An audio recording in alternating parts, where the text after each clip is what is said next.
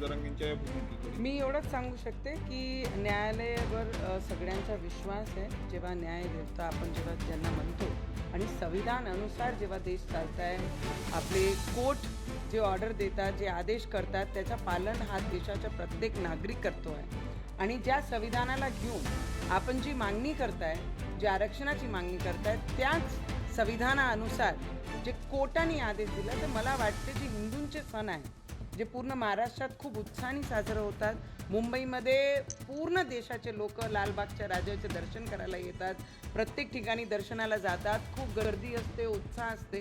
तर मला वाटते त्या मधात हा 11 दिवस सोडून आपण आपली मागणी परत रोडवर आणू शकतात.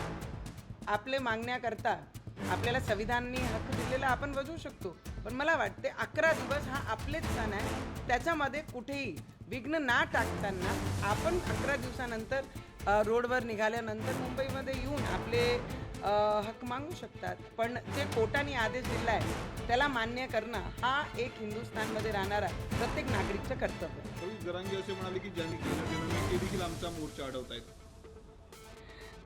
त्या गोष्टीबद्दल मी काही सांगू शकणार नाही. कोण त्यांचा मोर्चा अडवत आहे आणि कोण नाही अडवत आहे, कोण हिंदुत्ववादी आहे आणि कोणी नाही आहे, हा कोणी ठरवू शकत नाही.